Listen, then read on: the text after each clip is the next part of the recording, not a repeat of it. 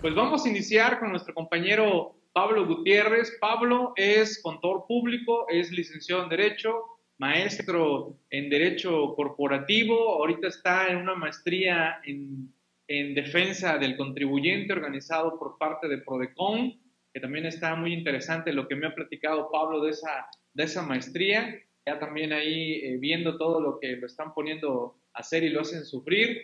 Y bueno, Pablo está encargado del área jurídica por parte de SPY México en la oficina de Veracruz. Es el encargado de coordinar las cuestiones jurídicas en los diversos ámbitos. Él está especializado en la materia de defensa fiscal como tal. Y pues bueno, también es parte del consejo editorial de la revista actualizándome.com. Y pues ya muchos de ustedes han leído artículos que nos comparten la revista digital actualizándome.com. Sin más ni más, que mejor que cederle los micrófonos a nuestro compañero Pablo Gutiérrez. Así que adelante, vámonos a cederle el micrófono a Pablo. Y en efecto, el viernes estoy en Tuxtla Gutiérrez, Chiapas. Por allá nos vamos a saludar con los compañeros chiapanecos el viernes. Vamos a hablar un poquito de una diversidad de temas el viernes por allá. Pues adelante, Pablo, te cedo los micrófonos. Bienvenido, gracias por apoyarnos en este ciclo de videoconferencias. Le decía Master si va a dar gira artística en estos días.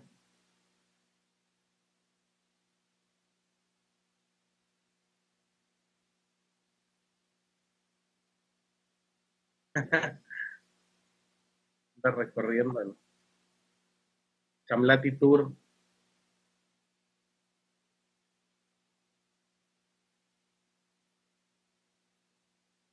Nada más finalizando aquí. Gracias Master por haberme invitado a esta charla el día de hoy con el tema de discrepancia fiscal. Gracias a toda la comunidad de SFI por permitirme participar el día de hoy. Bueno, por formar parte uno de los conferencistas del día de hoy, ¿sí? Es un gusto para mí estar aquí. De antemano les pido una disculpa, estoy un poco agripado. Cualquier cuestión que tenga que sonar la nariz o algo, cortaré la charla, ¿no? Y vamos a comenzar hablando de discrepancia fiscal. ¿Qué es este tema de discrepancia fiscal? Un tema que en lo personal me gusta de alguna manera, es muy llamativo y que ahorita traíamos de moda en un meme para esto del Buen Fin. De hecho, ahí en mis redes sociales de Diablillo Fiscal publicamos un meme haciendo alusión a esto del bar, ¿no? Lo pueden ver en pantalla, espero que sí. Y dice el SAT esperando a que gastes más de lo que declaras en el Buen Fin, y ponemos la imagen de los pingüinos de Madagascar, ¿no? Eso muerde el cebo. Sí, es que ahorita, colación del tema de discrepancia fiscal y del Buen Fin, se da mucho este tipo de situaciones, ¿no? En el Buen Fin vemos ofertas, vemos descuentos, agarramos la tarjeta y a pasar la tarjeta, ¿no? Entre mayores, la línea de mayores son las compras que vamos a hacer y aprovechamos estos días del Buen Fin para llegarnos de todo este tipo de compras, y el SAT hasta sacó su lotería fiscal, ¿no? Donde hace hasta un sorteo de diversas cuestiones, ¿sí? Lo que no podemos perder de vista es que este tema de la discrepancia fiscal, muy amarrado todo lo que es el Buen Fin, lo que sería en Estados Unidos el Black Friday, nos lleva o nos propicia esa conducta de consumismo, de comprar, y a veces por aprovechar la oferta ni nos damos cuenta de dónde vamos a sacar el dinero, de dónde va a venir el recurso, cómo lo vamos a justificar. ¿Qué es discrepancia fiscal? Una pregunta central, pero antes de entrar a abordar qué es discrepancia fiscal, vamos a platicar un poquito del panorama de la fiscalización en México, porque si algo me ha sorprendido atendiendo empresarios, atendiendo empresas, dando asesorías, es que no se tiene plena conciencia de cuál es el panorama actual de la fiscalización aquí en México, ¿sí? Se tiene mucho la idea como de a mí no me van a auditar, eso no me pasa, van a sacar la condonación y yo no voy a pagar nada, pero realmente se pierde de dimensiones lo que es la fiscalización aquí en México y cómo hay temas que están muy castigados por el Estado mexicano. Por ejemplo, les puedo citar el tema de 69B con simulación de operaciones, ¿no? Un tema que muchos empresarios me ha tocado que dicen, no me va a pasar a mí, yo no simulo operaciones, no compro facturas, no vendo facturas, mi contadora me tiene todo bien, somos perfectos, no hay ningún problema, y el día que les llega un procedimiento de 69B, salen publicados en las listas como vendedores de facturas, ¿no? Y dicen, ¿cómo me pasó esto a mí? Si soy una empresa que tiene trabajadores, que tiene infraestructura, que tiene certificaciones ISO, que tiene registros de marca, que tiene certificaciones internacionales, ¿cómo puedo yo, empresa que tengo un edificio y que soy ampliamente reconocida, que tengo patentes desarrolladas, cómo me pueden decir a mí que yo me dedico a la venta de facturas y a simular operaciones falsas, ¿no? ¿Cómo puede ser eso? Bueno, pues desafortunadamente entre nuestros órganos de fiscalización y la legislación, así está el tema, ¿no? Nos toca ver entonces que esa empresa van, le cancelan los sellos digitales, la publican en 69B, pierde contratos con sus clientes y al final el empresario dice, pero es que yo nunca compré una factura y nunca vendí una factura y de momento ya me cancelaron sellos, ya no me dejaron laborar debidamente, ya me paralizaron la empresa 2 años, perdí clientes, perdí millones de pesos y todo para que al final en un juicio me dijeran, oye, ¿sabes qué? Siempre si no eres 69B, discúlpanos, perdón a nombre del Estado mexicano, siempre no vendías facturas, sí perdiste contratos millonarios, pero los vuelves a recuperar, no pasa nada, todos estamos bien y palmaditos. Así está la cuestión y así he tenido que explicarle a los empresarios que el escenario de la fiscalización en México está muy agresivo en algunos temas, por ejemplo 69B, y por ejemplo un poquito agresivo también en que vamos a ver, que es discrepancia fiscal. ¿Por qué son importantes los impuestos? Es la pregunta con la que siempre inicio este tipo de temas. ¿Por qué son los impuestos tan importantes aquí en nuestro país? Y bueno, los impuestos son importantes porque gran parte del presupuesto de la federación, gran parte de los ingresos de nuestro estado provienen precisamente de los impuestos, ¿sí? Aquí podemos ver una gráfica de lo que es la ley de ingresos para el ejercicio 2017 y podemos observar que nada más en materia de impuestos, no contribuciones en general, solo impuestos, ¿sí? El estado recauda el 56.03% de su presupuesto. En 2017, de acuerdo a la ley de ingresos, siendo el más importante ISR, IVA y IEPS, ¿sí? En lo que fue la ley de ingresos del año 2018, se contempló que el presupuesto igual representara un porcentaje similar. Los impuestos representan el 56% del presupuesto de los ingresos que tiene la federación o planeaba tener la federación para el año 2018. Entonces, ¿qué podemos concluir de estas láminas? Que el 56% de los ingresos del Estado mexicano vienen de los impuestos. O sea, prácticamente el Estado se sostiene de los impuestos. Hace algunos años vivíamos también de cuestiones como el sector petrolero, pero esto se ha ido desplomando por todos los temas que hubo en el precio del barril y todas las cuestiones internacionales que hubo respecto al precio del petróleo. Ha generado también que el Estado tenga por ahí un boquete que ha tenido y va a tener que seguir llenando. ¿Con qué lo puede hacer? Pues definitivamente si subir impuestos no es una opción porque genera resistencia social, pues la otra opción que tiene es recaudar más, fiscalizar de mejor manera, optimizar la fiscalización, ¿sí? De la importancia de los impuestos, hace algunos días estuvo circulando la noticia de que el nuevo gobierno aquí en México, nuestro sagrado Tlatoani, presidente electo, había anunciado que ya no iba a haber auditorías, que ya no iban a fiscalizar a los contribuyentes, que iban a confiar en el contribuyente y que los contribuyentes iban a pagar lo que ellos quisieran, que nada más iban a llenar una declaración, iban a lo que quisieran pagar, lo mandaban bajo protesta a decir verdad y sale, vámonos, confianza en los ciudadanos, ¿no? Y me preguntaban, oye, ¿tú qué opinas de eso? Nos vamos a quedar sin trabajo los contadores, ¿qué vamos a hacer los defensores fiscales? Y ya pues no van a haber auditorías, no va a haber nada, ¿no? Algunos colegas me llamaron y me dijeron, oye, ¿cómo ves este tema? ¿Que nos vamos a quedar sin trabajo? ¿Voy aprendiendo a hacer tamales o qué? ¿No? Y yo siempre para este tipo de temas me ha tenido una premisa muy simple, en la que tienen en pantalla. Si el 56% de los ingresos de la federación viene de los impuestos, no considero que sea un tema a título personal con el que se van a arriesgar a jugar mucho. Rara vez un gobierno se atreve a jugar con este tema porque le representa gran parte de los impuestos.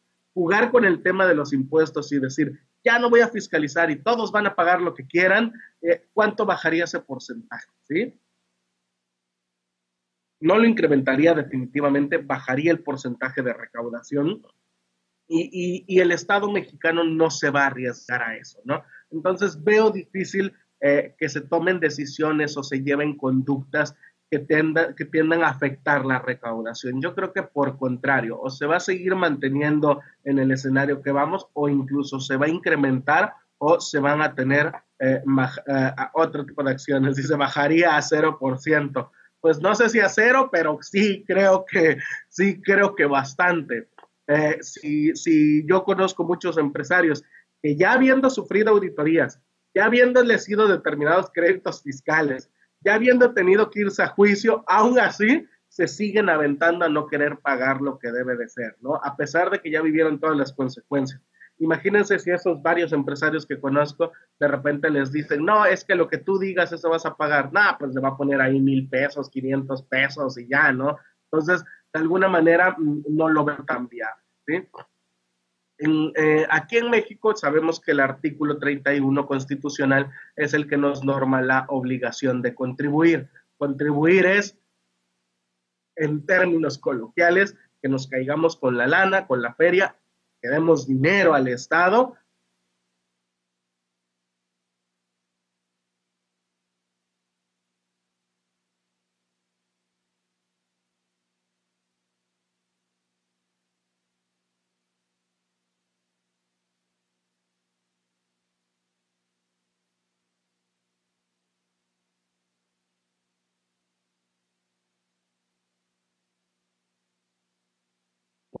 A ver, parece que hubo ahí un resbalón. Adelante, sí, Pablo, pero adelante, adelante.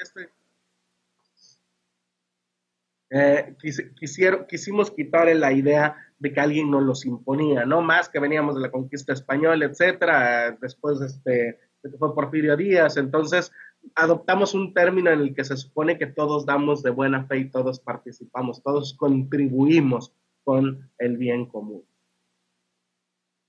Y bueno, el comunicado del sexenio que todavía está en curso y que está terminando, pues fue una política de cero tolerancia a la evasión fiscal. Y por aquí les pongo unas noticias que en su momento salieron, donde en ese momento de parte del SAT anunciaban que las nuevas facultades que se otorgaban al SAT a partir de la reforma fiscal de 2014 llevaban a México en el camino correcto y iban a permitir combatir la evasión fiscal, ¿no? Y decía que nos permitan asegurarnos de que aquellos que hoy no quieren contribuir con México, que no quieren pagar los impuestos, que están obteniendo un beneficio indebido, que están generando un desequilibrio en la carga tributaria para los que sí cumplen y que además son un factor del mercado y de la economía, sean sujetos de sanción, ¿no? Entonces, esta noticia, este comunicado que sacaba el SAT, que nos decía que cuando tú dejas de pagar impuestos, no le dejas de pagar al gobierno. Eres un contribuyente que no quiere contribuir con México. Eres un ciudadano que no quiere contribuir con tu país y con la sociedad. Y por lo tanto, eres sujeto de sanción. Al dejar de contribuir, generas un desequilibrio en la carga tributaria para los que sí cumplen y además te vuelves un factor de distorsión del mercado y de la economía. O sea, si estamos fregados y el dólar se disparó, es porque tú no pagas impuestos, ¿no? Casi, nada más les faltó decir eso, ¿no? Entonces, la tendencia durante este sexenio que finaliza fue la de fiscalizar más, combatir la evasión fiscal, combatir los esquemas de facturación, combatir las operaciones carrusel, combatir todo lo que es, todo lo que conforma esquemas de evasión fiscal, ¿sí? Y decía que todos debemos asumir una responsabilidad ciudadana, y esto me encantaba, este comunicado cuando sacaron la noticia me fascinó. Dice que todos debemos asumir una responsabilidad ciudadana de contribuir en beneficio de los que menos tienen. O sea, cuando tú pagas tus impuestos en México, lo que estás haciendo es contribuir en beneficio de los que menos tienen. No le estás dando al Estado, no le estás dando al gobierno, le estás dando dinero a tu sociedad y estás contribuyendo en beneficio de aquellos que no tienen nada, ¿no? Era el discurso que se aventaba el Servicio de Administración Tributaria, y estuvimos llenos de noticias que a la fecha siguen estando. Ahorita, debido al caos que está viviendo el país en este periodo de transición, se dicen muchas cosas, se hablan muchas cosas, pero la tendencia venía así, de noticias como que se endurece el SAT, va a aumentar la recaudación, va a aumentar la fiscalización, se detectaron tantas empresas fantasma, hubo tantas empresas carrusel, operaciones carrusel, y dentro de todas esas noticias estaba: gastas más de lo que declaras, te espera un lío con Hacienda. Incluso de noticias del SAT persigue hasta los muertos, ¿no? Fallece una persona, pero sigue teniendo actividades en el Servicio de Administración Tributaria y no la dan de baja, ni designan albacea, ni la sucesión, ni nada. Vamos a fiscalizar a ese fallecido que todavía sigue tributando, ¿no? Y se hablaba que en 2019 iba a haber incluso mayor fiscalización. Con los cambios que está viviendo el país, no sé qué vaya a suceder, no soy adivino. Lo que sí yo puedo prever desde el punto de vista personal es que el entorno de la fiscalización puede tener ciertas variantes, pero de fondo no va a cambiar. El fondo sigue siendo el mismo, el gobierno necesita dinero, el Estado sobrevive de los impuestos y va a tener que seguir fiscalizando. A lo mejor cambia mecánicas, estrategias, pero de que la fiscalización va a estar presente, a mí, a título personal, no me cabe la menor duda de que la fiscalización va a seguir presente, ¿sí? Ahora, adentrándonos ya en el tema de discrepancia fiscal, dice Aida Barpiqui: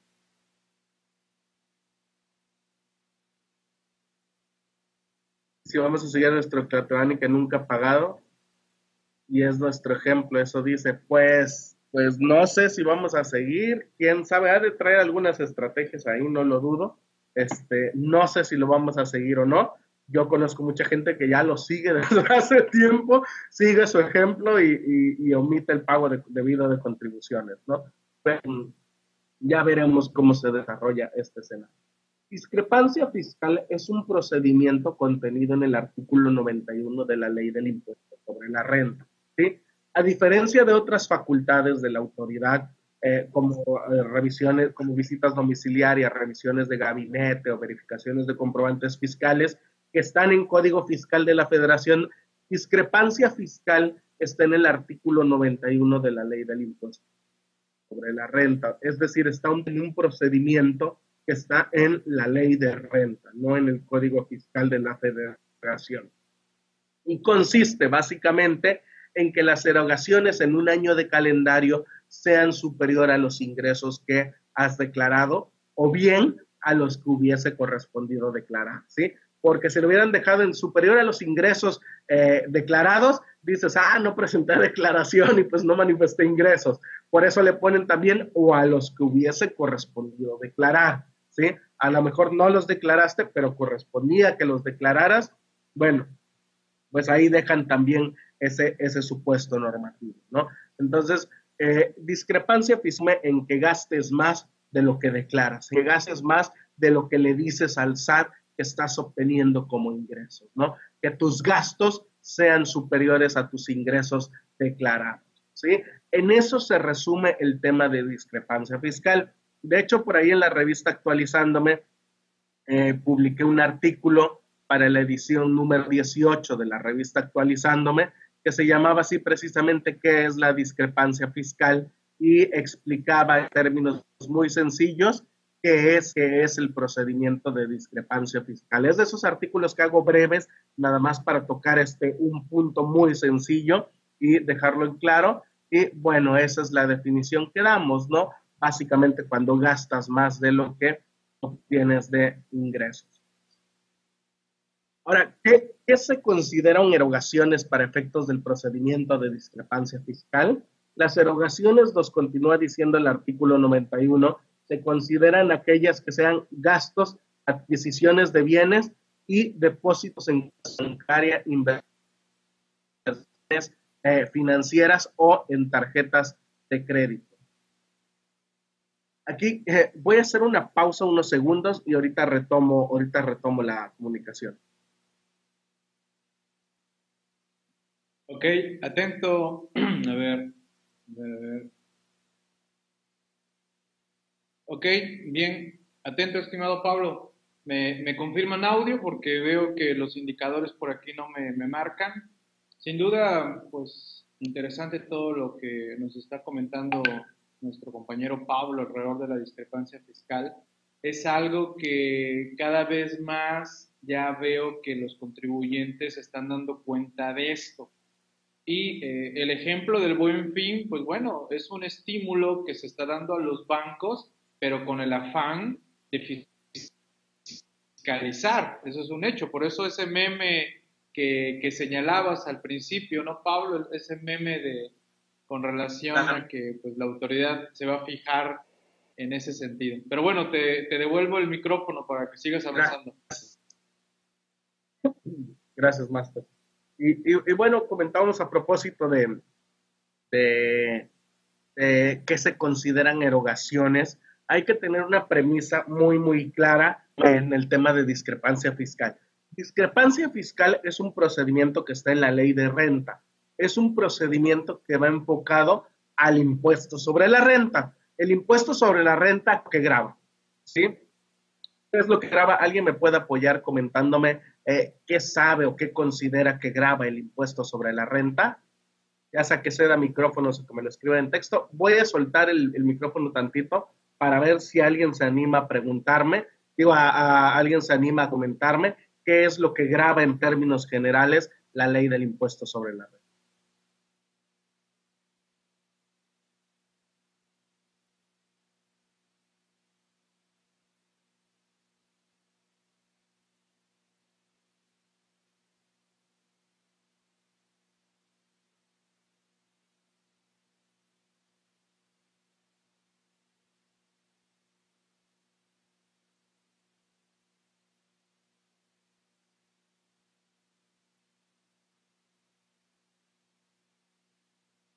Bueno, a tomar el micrófono, pero sí me contestaron bastante en chat y me ponen la utilidad, ingresos, utilidad, el incremento patrimonial. Adrián, mi estimado Adrián Cruz, ¿eres tú? La renta, ISR, el impuesto sobre las ganancias, ingresos. Correcto, así es. Sí, ya varios dieron conceptos, utilidad, ingresos, ganancia, renta. Precisamente es un impuesto sobre la renta. Y por término renta entendemos la ganancia, la utilidad, los beneficios, ¿no? Los ingresos. De alguna manera, la renta, la capacidad económica, la ganancia, la riqueza, vaya, vamos a manejarlo así con el término riqueza, ¿no? Es un impuesto a la riqueza. De alguna manera, la riqueza que tiene una persona, ¿cómo se puede medir? ¿Sí? ¿Cómo se puede medir la riqueza de una persona? Lo primero, ya lo dijeron, ingresos. Podemos medirla de acuerdo a los ingresos. Dice Alex B, ISR, impuesto sobre las ganancias, sí, sobre la riqueza, sobre la utilidad, la renta. Artículo 1 de la ley del impuesto sobre la renta, exactamente. Entonces, el primer factor que podemos grabar y que podemos decir que una persona es rica son los ingresos. Si una persona tiene de ingresos por sueldos y salarios 1 millón de pesos mensuales o quincenales, decimos, esa persona es millonaria, es rica, ¿no? ¿Por qué? Porque sabemos el volumen de sus ingresos. Otro de los factores para medir la capacidad económica, medir la riqueza de una persona, es el gasto, ¿sí? Si ustedes tienen un amigo que les dice, yo la verdad no tengo dinero, o sea, soy pobre, no gano mucho, me va mal, no tengo bastantes recursos económicos, pero se anda paseando en un Porsche, ¿sí? O en un Ferrari y trae un reloj Armani o un Rolex, trae un reloj Rolex, ¿no? Y trae tarjetas de crédito con líneas de crédito de 300,000 pesos, ¿no? y vive en un departamento en el pleno Ciudad de México, en un penthouse, en una torre, dices, y de repente ven que se van, salen a tomar alguna bebida o salen a pasear, y el cuate dice, yo pago todo, y da 15,000 pesos de cuenta de jalón, ¿no? Y de repente te dice, ay, es que no tengo dinero. ¿Qué diría uno, no? ¿Qué diría uno? Bueno, pues yo considero que sí tiene dinero y que es rico, ¿no? A lo mejor me dice a mí que no, y a lo mejor dice que no tiene fuente de ingreso. Pero si yo lo veo que paga y tiene dinero y trae un carro y una casa muy grande y paga cuentas, o el día de mañana dice, ay, me gustó ese televisor de 500 pulgadas, ¿no? Y se compra el televisor sin el más mínimo esfuerzo, pues decimos, esa persona tiene dinero, ¿no? Esa persona es rica, tiene capacidad económica. Entonces, la capacidad económica no solo se mide con base en el ingreso, también se puede medir con base en el gasto. Si una persona gasta 100,000 pesos, quiere decir que tiene capacidad económica para afrontar esos 100,000 pesos, ¿no? Es la premisa de entrada, la premisa general. Ya si se endeuda y si no puede pagarlo, y si es de ese tipo de personas que se endeuda más de lo que puede pagar, es otro tema. Pero de entrada asumimos o vemos que tiene esa capacidad de pagar esa cantidad de dinero, ¿no? Y finalmente, otro de los factores para medir la capacidad económica, la riqueza de una persona, pues es los bienes que tiene, ¿no? Si vemos que tiene una casa o una mansión de 10 hectáreas, ¿no? Decimos, bueno, a lo mejor no tiene dinero en efectivo, no tiene flujo, no tiene flujo, pero tiene una casa de 10 millones de pesos, ¿no? El día que venda esa casa va a tener dinero. A lo mejor no es rico en el sentido de tener flujo económico, de tener flujo efectivo, pero sí es rico en el sentido de que tiene patrimonio y de que tiene bienes materiales con los cuales puede afrontar, puede construir, puede hacer, puede incluso venderlos o puede responder a obligaciones. Entonces, tiene la riqueza, tiene la capacidad económica para, ¿sí?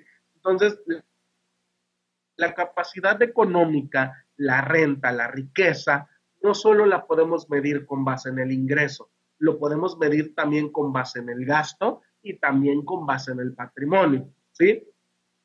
Muchos impuestos sobre la renta, y concretamente también aquí el impuesto, el ISR, graban este tema de la capacidad económica a través de figuras especiales. Aquí me ponían, por ejemplo, el artículo 1 de la ley del ISR dice que graba los ingresos, ¿no? Y nos habla y nos dice Javier Cepeda también artículo 1 de la ley de ISR y varios me dijeron ingresos, ¿sí? Entonces sí, la ley del actualmente dice que graba los ingresos, pero como por arte de magia, en algunos otros apartados también dice, también se consideran en ingresos para efectos de esta ley los siguientes, y se trae cosas a colación que realmente no son ingresos, ¿no? Se trae cosas a colación que bien podrían ser gastos o que bien podrían ser incrementos patrimoniales que no necesariamente se reflejan en un ingreso, para mí, ¿no? Sino que son otro tipo de cuestiones que podríamos clasificar materialmente como gastos o patrimonios, pero que la ley de impuestos sobre la renta refleja y les da el carácter de ingresos. Entonces, aunque la ley dice en primera instancia grava los ingresos, no menos cierto es que también te trae otros temas a colación que no son ingresos y también los grava. Por ejemplo, a través de discrepancia fiscal, grava lo que es el gasto y grava lo que es el patrimonio al asimilarlo o al considerarlo como ingresos para efectos de este procedimiento de discrepancia fiscal. Si hacen un Porsche, seguro es contador. Y bueno, hay que sentarnos a hacer cuentas, ver qué compramos, qué pagamos, qué gastamos, sobre todo con nuestros clientes, asesorarlos, un cuestionario. Yo sí es una costumbre que tengo, sobre todo cuando me llega una persona física, cuando me llegan con una operación rara, voy a vender una casa y voy a obtener 2 millones de pesos como ingresos. Ok, ¿has vendido más casas este año? Ah, sí que he vendido más casas, esta es la tercera que vendo. Ah, bueno, y será indiscreción, ¿cómo te las pagaron? Ay, pues me las pagaron en efectivo y lo deposité en la cuenta bancaria. No, es que yo siempre opero así. Me dan una parte en efectivo, esa no va en la escritura y ya voy y la deposito en la cuenta bancaria. Es como de, y ya empiezas a detectar otros síntomas que dices, esto es discrepancia fiscal, segurito, segurito, ¿no? Y puedes ampliar tu asesoría y dar una mejor asesoría más útil para el cliente, ¿no? Y luego hasta resulta que ya quedamos en una circunstancia de, ay, nanita, ya nada más falta que me cache el SAT y que se dé cuenta, ¿no? Porque sí me ha tocado ver personas físicas que por su volumen de operaciones son candidatos ideales para el procedimiento de discrepancia fiscal. Y bueno, el artículo 91 de la ley del impuesto sobre la renta nos continúa diciendo que esas erogaciones que detecten para efectos de discrepancia fiscal, esas erogaciones, esas adquisiciones de bienes, esos gastos, esos incrementos patrimoniales, se van a considerar o se van a presumir ingresos para este procedimiento de discrepancia fiscal, ¿sí? Entonces, al final, es una manera de cuantificar la capacidad económica. Por eso les decía, yo para este tipo de procedimientos nunca, y de hecho en general el impuesto sobre la renta, nunca pierdo de vista que es un impuesto que graba no necesariamente los ingresos como tal, graba la riqueza de una persona, la renta de una persona, que puede medirse con base en el ingreso, el gasto y el patrimonio. Y ya para efectos de la ley específicamente, todo eso lo considera ingresos o le da el carácter de ingresos para efectos de la ley del impuesto sobre la renta. Algunas de las conductas que es común que graben y que entren en el procedimiento de discrepancia fiscal, de entrada son los depósitos bancarios, ¿sí? Los depósitos que tenga en su cuenta el contribuyente no se consideran directamente como ingresos, no los acumulan directamente como ingresos. Para efectos del procedimiento de discrepancia fiscal, lo que hacen es considerar las erogaciones, considerar los gastos, ¿sí? Y ya una vez que los consideran gastos junto con todos los demás, suman todos los gastos y ya ahora sí convierten todos esos gastos en ingresos. Y aquí pueden ver un ejemplo práctico. Aquí les muestro en pantalla un ejemplo práctico de un caso en el que determinaron ingresos acumulables y vemos, por ejemplo, que en la declaración anual manifestaron 2.900.000 pesos de ingresos, pero identificaron depósitos bancarios por 336,000 pesos y entonces le determinan otra cantidad de ingresos realmente y hasta hacen la relación de qué bancos, ¿sí? Y de qué cuentas son las que tuvieron depósitos. Aquí vemos un ejemplo, por ejemplo, perdón la redundancia, aquí vemos un ejemplo de tarjetas de crédito y vemos que también ponen la relación, porque recordemos, el Servicio de Administración Tributaria ya tiene toda esta información. Los bancos le proporcionan información y si él la solicita con mayor razón, no lo hace directamente, lo hace a través de la Comisión Nacional Bancaria y de Valores y hay todo un procedimiento, pero de que se llega con suma facilidad de los estados de cuenta bancarios, definitivo, ¿eh? Y no solo de las tarjetas de débito, también de las tarjetas de crédito. Y a propósito, aquí les puedo comentar un caso, más de uno que me han sucedido en ese sentido. En alguna ocasión me sucedió que una señora recibía depósitos de su marido, ¿sí? Recibía depósitos de su marido, pero al señor le iba muy bien económicamente, no a depósitos fuertes, el señor no estaba aquí, estaba en el extranjero, ¿sí? Entonces recibía depósitos del señor y en alguna ocasión le llegó una invitación tendente a posteriormente iniciar una auditoría y precisamente era por este tema, ¿no? De que recibía muchos depósitos. Afortunadamente, todos estos depósitos eran por transferencia y se pudo comprobar que el marido le depositaba porque era su esposa, se presentó acta de matrimonio, todo y quedó solucionado, ¿no? No pasó a mayores, ¿sí? Pero pudiera haber sucedido, como me ha pasado en otros casos, por ejemplo, tengo uno concreto donde le sacó una tarjeta de crédito a la esposa, le dio la tarjeta de crédito a la esposa y la esposa estuvo utilizando la tarjeta de crédito y pagaba todo con la tarjeta de crédito, 100, 200,000, 300,000 pesos, pura tarjeta de crédito, porque además vivían bien. y no sé por qué les dio por pagar gran parte de la tarjeta de crédito en efecto. Por las transferencias no había problema, porque al final las transferencias, igual acta de matrimonio se acredita, son mi pareja, donación exenta, no pasa nada y lo podemos acreditar con una transferencia. Pero con depósitos en efectivo, está un poquito más difícil acreditar que de verdad fue el marido, fue el señor quien le depositaba. Y un caso similar me tocó ver con una muchacha que era la hija de un matrimonio. La hija estudiaba afuera, le mandaban dinero, a los papás les iba muy bien y se les hizo fácil depositarle en efectivo y cantidades fuertes, que al año sí sumaban un importe considerable de depósitos en efectivo, ¿no? Y mi pregunta fue muy sencilla en ese caso, depósito efectivo, no, pues es que me es más cómodo, ¿y por qué no le hacen transferencia? No, es que pues el dinero es de mi nómina, así lo tengo en la cuenta bancaria, pero pues se me hace más fácil mandar a depositar. Mejor le dije, mejor hágalo por transferencia y que quede todo claro, ¿no? Entonces, sí hay casos y sí es común que se tengan depósitos, sobre todo en temas de tarjeta de crédito, cuyo origen no se pueda acreditar, ¿sí? Yo casi siempre recomiendo tarjeta de crédito, páguenla directo de débito. Si van a fiscalizar la tarjeta de crédito, que vean que todo lo que está ahí viene de la tarjeta de débito y ya nada más tener un solo problema, la tarjeta de débito, ¿no? Pero no estar mezclando y haciendo depósitos en efectivo, porque además, si me permiten, yo con el efectivo tengo una teoría un poco absurda. Es un poco absurda, espero que no haya nadie de parte de la autoridad fiscal aquí, pero yo siempre he considerado, bueno, hace algún tiempo he sostenido de una manera muy absurda, y lo reconozco,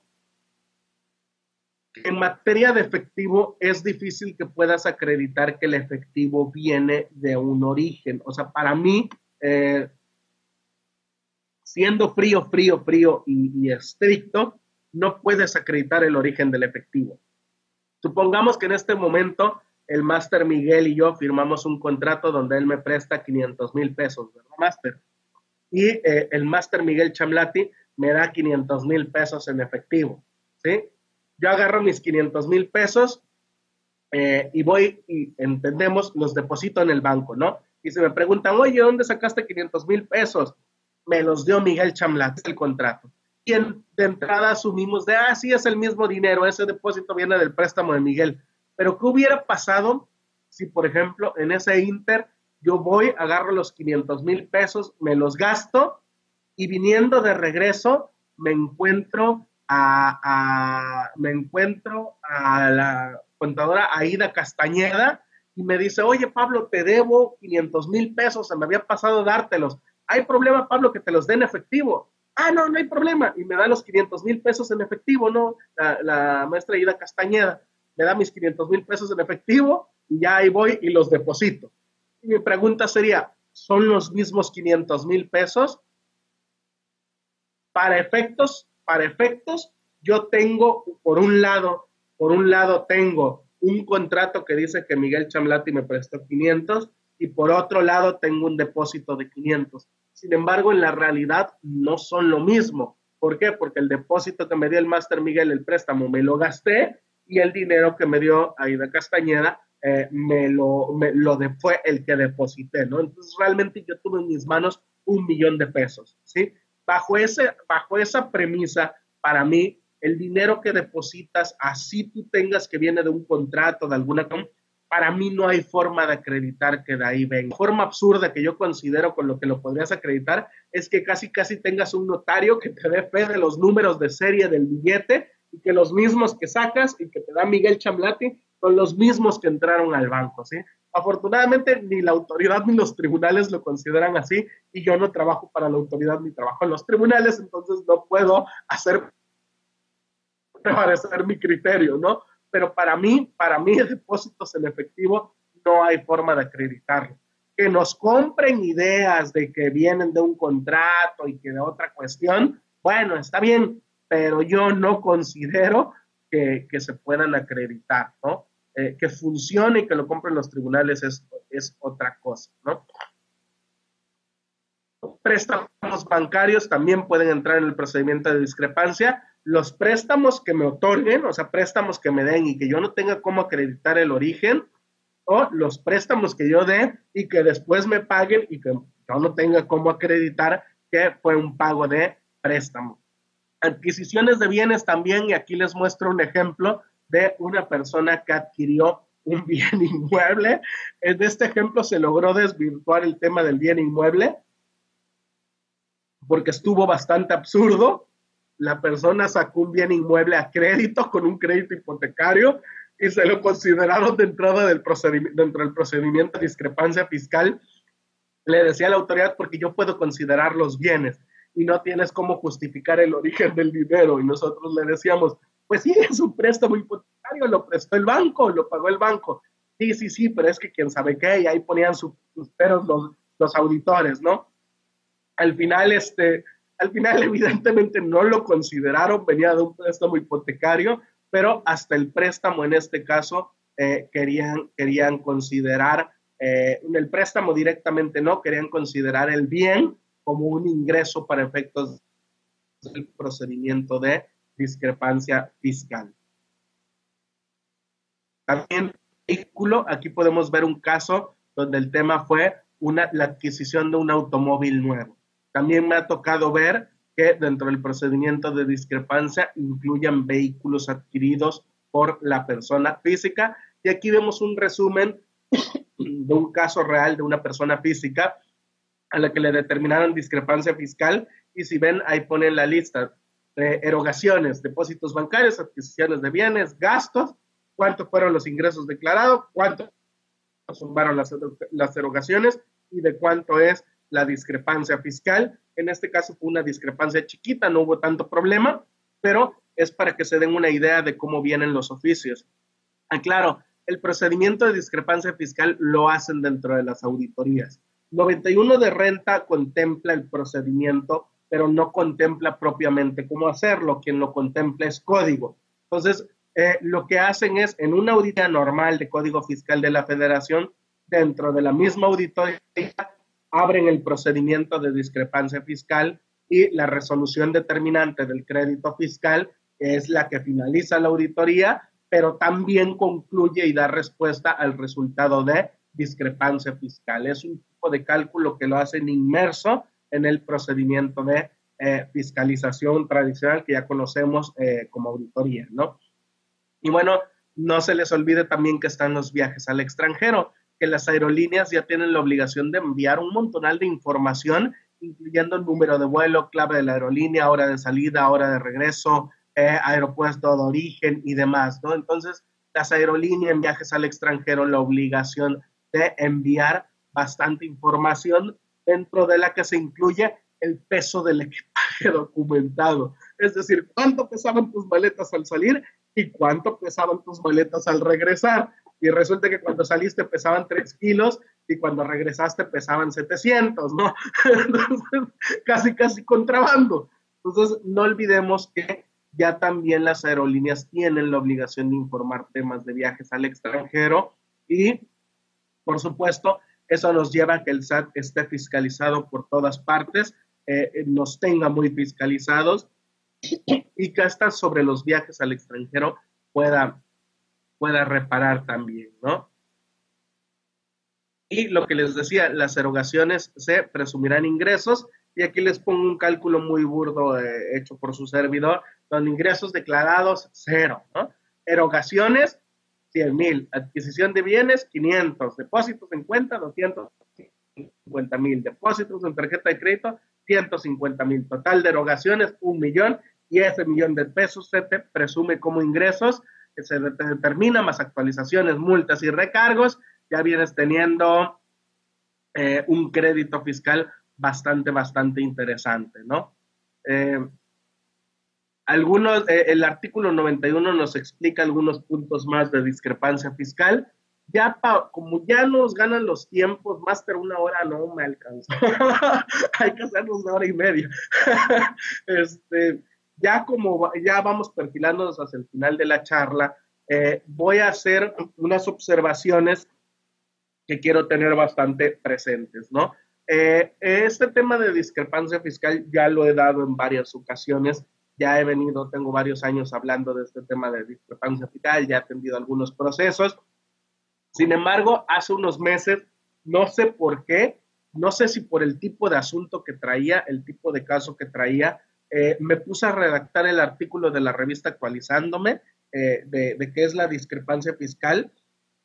Y entonces, mientras lo estaba haciendo y lo estaba viendo, se me empezaron a ocurrir 5 ideas, 5 observaciones que le hice al procedimiento de discrepancia fiscal y que hoy por primera vez se las quiero compartir aquí. No he publicado sobre eso, no se las he comentado a nadie más que al máster Miguel. Algunos a lo mejor ya también traen estas inquietudes y aquí les van mis observaciones sobre discrepancia fiscal. La primera es que el artículo 91 de la Ley del Impuesto sobre la Renta dice que los ingresos determinados por discrepancia fiscal se considerarán ingresos omitidos por la actividad preponderante del contribuyente. Y aquí es donde surge una primera observación. El artículo obliga prácticamente a la autoridad a que los ingresos determinados se consideren como parte o como ingresos por la actividad preponderante del contribuyente. Y esto me salió a la luz porque ya tuve un caso donde la actividad preponderante del contribuyente era ingresos por arrendamiento y la autoridad no se los quiso considerar como ingresos por arrendamiento, ¿no? A pesar de que esa era la actividad preponderante y sus ingresos por arrendamiento relaciona a los ingresos por discrepancia fiscal, seguían siendo bastante mayores. Entonces, por más que hubiera discrepancia, debió de haberse tomado como discrepancia, pero por los ingresos por arrendamiento. Pero la autoridad que fue dijo, como no me puedes acreditar que estos ingresos vengan del arrendamiento, yo te los considero actividad empresarial. Y nosotros decíamos, pero el procedimiento de discrepancia es muy claro, y en otros que he visto hacen cosas similares. Cuando me ha tocado regímenes así muy especiales, como arrendamiento o como que es asalariado, dice la autoridad, te los considero actividad empresarial, cuando el procedimiento de discrepancia no establece eso, sino dice que son por la actividad preponderante, ¿sí? Y de ahí me surgieron varias preguntas. ¿Qué pasa? ¿La autoridad realmente lo hace así? La verdad es que me ha tocado ver casos donde no lo hace así, lo considera otra actividad empresarial u otros ingresos, pero no por la actividad preponderante. El caso de arrendamiento que les platiqué, si es asalariado, ¿qué? ¿Me los va a considerar ingresos por sueldos y salario? ¿O cómo lo va a manejar, no? No resuelve esa duda el artículo. Y la pregunta que yo me hago, pues si es asalariado, ¿no deberían de considerar los ingresos por sueldos y salarios al ser su actividad preponderante? ¿O cómo se manejaría, no? La otra observación es que el mismo 91 dice que, además de ser considerados por la actividad preponderante, dice, o en su caso, serán considerados otros ingresos en términos del capítulo 10 del título 4, pero dice tratándose de préstamos y donativos que no se declaren o se informen a las autoridades. Si ustedes me permiten, mi interpretación de aquí no es una opción de, puedes considerar los ingresos por discrepancia, puedes considerar los ingresos omitidos por la actividad del contribuyente o puedes considerar los otros ingresos. No es eso lo que dice la redacción. La redacción dice que debes considerar los ingresos por la actividad preponderante o, en su caso, tratándose de préstamos y donativos que no se informen, los puedes considerar otros ingresos. Lo que a mí me preguntan solo permite que dentro del capítulo de otros ingresos se consideren los préstamos y los donativos que no se declaren o se informen, pero no abre esa posibilidad a otros conceptos. Y es que en los procedimientos de discrepancia fiscal que me ha tocado atender, he visto que con la mano en la cintura de la autoridad, lo que ya no le cuadra dónde ponerlo, le dice otros ingresos, y vámonos a otros ingresos, ¿no? Y para mí, ese tema de otros ingresos solo queda sujeto a préstamos y a donativos, no queda sujeto a la decisión arbitraria de la autoridad. Todo lo que no pueda clasificar debería considerarlo parte de la actividad preponderante del contribuyente.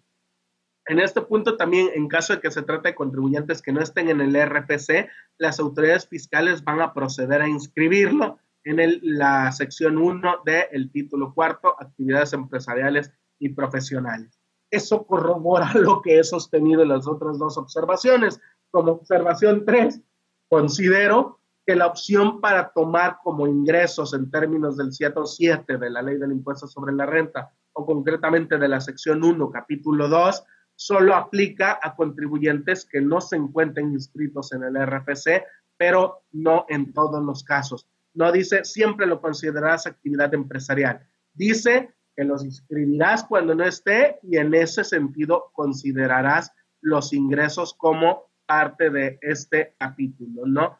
De lo que concluyo entonces que el artículo es bastante limitativo, el procedimiento de discrepancia fiscal, el artículo 91 de la ley de renta es bastante limitativo por cómo, en cuanto a cómo puede proceder la autoridad, ¿sí? No existe razón para que y esto lo tomé de un agravio, para que los considere directamente como parte de ingresos por artículo del 107, que los considere directamente como actividad empresarial o que los considere directamente como otros ingresos, porque a fin de cuentas el artículo limita y clarifica muy bien cómo deben de tomarse esos ingresos, ¿sí? Hay una quinta observación, no se las voy a decir el día de hoy, no porque sea muy buena, sino porque me hace falta desarrollarla, ya que para la quinta idea loca y absurda, que fue de esas noches en que no sé si bebí mucho café o qué fue, o ando muy atarantado, que parece que me dio un resistolazo y se me ocurren varias ideas. La última ya no la desarrollé, pero para desarrollarla sí necesito el apoyo de un contador, máster, de un contador, pero contador de hueso colorado, que me dé su opinión sobre algunos temas que quieran en torno a la declaración anual y a cómo considerar y calcular estos ingresos por discrepancia, ¿no? Porque el artículo sí es bastante ambiguo y sí puede haber opciones para jugar un poco con esto, ¿no? Y recordemos también que el Servicio de Administración Tributaria nos tiene vigilados, ¿sí? A propósito de esto, sí quiero comentarles y dejarles en claro, cuando me han hecho una auditoría, bueno, a mí no, pues me ha tocado atender auditorías, gracias a Dios no me han auditado, cuando me ha tocado atender auditorías, me ha sido llamativo ver que hace algunos años el SAT le pedía información al Seguro Social, común, ¿no? Ya, máster, no, cállese, no escriba, no diga eso, no invoque nada, me asusta. Si no, ¿quién me va a si estoy en la cárcel, ¿quién me va a defender? Perdón. Desde hace algunos años el SAT pedía información al Seguro Social, se volvió de lo más normal, ¿no? Después del Seguro Social empezamos a ver que le pedía información a otras autoridades, ¿no? No sé, después empezó con registro público, ok, a registro público. Después empezó ya no solo con registro público, Dirección General de Notarías, está bien. Después empezó con Secretaría de Comunicaciones y con Cefiplan, las Secretarías de Finanzas Estatales para ver los registros de vehículos, otras cosas. Bueno. Después se pasó con Secretaría de Comunicaciones y Transportes Federal y Estatal. Ahorita me ha tocado ver procedimientos donde ya incluso le pide información a Comisión Federal de Electricidad para decir, sobre todo en materia de 69, para decir, a ver, Miguel Chamblati o Chamblati Asociados o el nombre que tenga, ¿tiene contrato de luz a su nombre? No, no tiene. Vende factura. Porque dice que se dedica a dar cursos y servicios de contabilidad, pero no tiene contrato de luz a su nombre, ¿no? Entonces no tiene domicilio y no tiene infraestructura, y ya como no tuviste contrato de luz a tu nombre, te arman todo un escándalo de que no tenías infraestructura para prestar los servicios y ya eres 69B, ¿no? Está como el caso que decíamos alguna vez, mitad de burla, mitad de en serio, que contrataste a un prestador de servicios, mandó 20 monitos a prestarte el servicio, se fueron los 20 monitos y el día que te hacen una auditoría te preguntan que digas la media afiliación, descripción física de los 20 monitos. Y como no puedes darla porque no sabes si eran altos, chaparritos, tenían bigote, cabello lacio, chino, ya fueron operaciones simuladas porque no pudiste dar la descripción física de los 20 monitos, caso real también. caso real también, y bueno, a esos puntos hemos llegado, ¿no? Donde te preguntan qué lápiz usó el que escribió, y si no les puedes decir si era el número 2 o no, o si era de tal marca o de cuál marca, ya es simulación de operaciones, ¿no? A ese punto hemos llegado, y recuerden, la autoridad nos tiene bien vigilados, bien fiscalizados por todas partes. Y aquí está el procedimiento de discrepancia fiscal. Lo más relevante es que dan un plazo de 20 días para desvirtuar, y si no se desvirtúa, se considera ingreso grabado. Eso nos lleva a que se determine un crédito fiscal, y por supuesto también delito equiparable a defraudación fiscal, fracción 1, con las mismas penas de defraudación fiscal, cuando se realiza en un ejercicio fiscal erogaciones superiores a los ingresos declarados con el ejercicio y no se compruebe el origen de la discrepancia. Entonces tenemos también delito equiparable de defraudación fiscal de 3 meses a 9 años de prisión, dependiendo el monto. Entonces, para que se vayan tranquilos, tenemos también un delito, delito equiparable a defraudación fiscal. Y bueno, no queda más que ponerse a estudiar. No sé si hay dudas, comentarios para ir finalizando. Veo mientras unos comentarios que me pusieron aquí. Graba renta, ingresos, utilidad y beneficio de personas físicas y sucesiones, de todo. Una persona rica le afectaría tener más gastos que ingresos, ya que ese negocio no entran muchos ingresos, pero en casa hace unas de acrílico.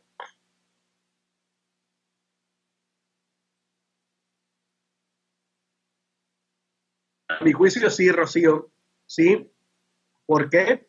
Porque al final es una persona física que está obteniendo, que está realizando más erogaciones de los ingresos que está declarando, ¿no? Entonces, si está haciendo más gastos, más erogaciones que los ingresos declarados, definitivamente para mí encuadra en el procedimiento de discrepancia fiscal. Se actualiza la hipótesis de discrepancia. Sí, mi estimada Rocío, la siguiente pregunta sería, ¿cuál es el importe?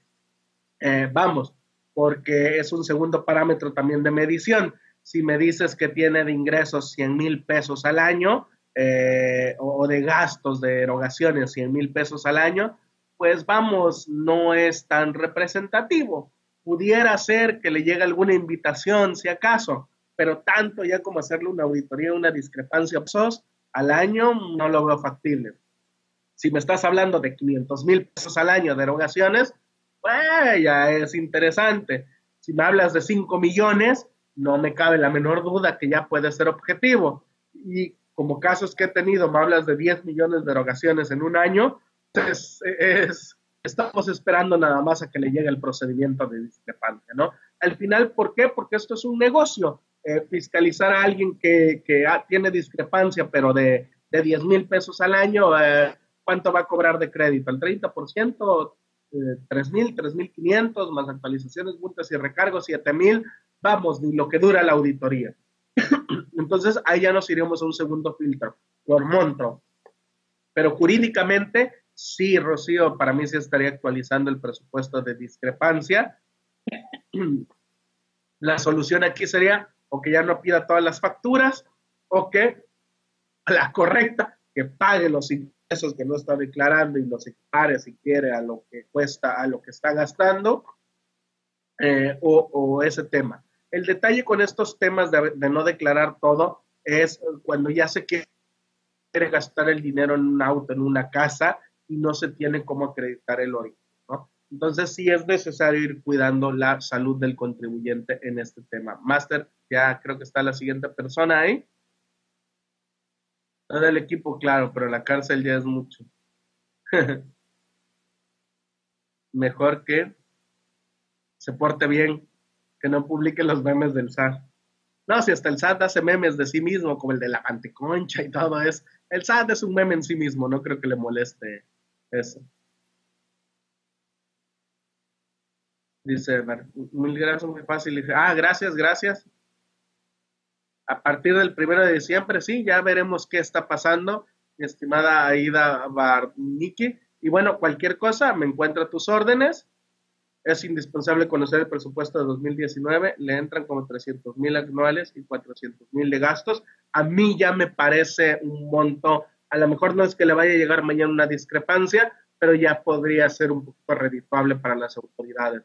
Entonces yo sí empezaría ya por 300,000 anuales, 400,000 de gastos, yo ya empezaría a cuidar que no le salga tanta discrepancia, ¿no? Tratar de emparejarlo, porque sí ya es un monto ya llamativo, ¿no? Interesante.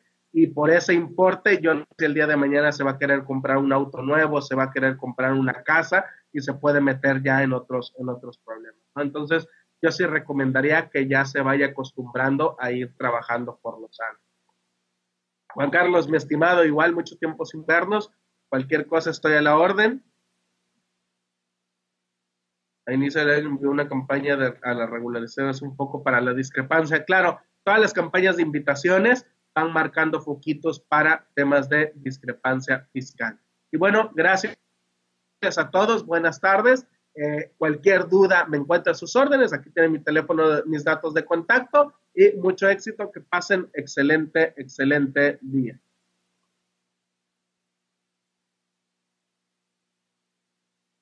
Bien, bien, bien. Pues gracias, estimado Pablo. Gracias, gracias por este tema de discrepancia fiscal. Sabemos que es un tema muy amplio, sabemos que varios de tus temas, conferencias y cursos van vinculados al área de la discrepancia fiscal e igual también da lugar a lo que sería, pues bueno, la defensa como tal de ello, ¿no? Sí, sí, sí, que se nos recupere Pablo porque se anda agripando muy, muy seguido, ya se parece a su servidor que también últimamente nos andan tomando ahí en curva todos los bichos raros en materia de tos, gripa y todo ello. Pero bueno, son los cambios de clima, créanme que hay unos cambios de clima tremendo, y más cuando uno anda viajando a varias partes del país como tal. Y bueno, igual aquí en nuestras zonas hay cambios drásticos de temperatura, ya vieron ahorita lo que vivimos hace unos días como tal. Claro, claro, es una probadita para todos aquellos que requieran que los apoyemos. SPY México, estamos distribuidos en diversas oficinas a lo largo y ancho del país y los podemos apoyar a ustedes, a sus empresas, a sus clientes y hacer equipo en conjunto con todas las oficinas a lo largo y ancho del país, desde luego.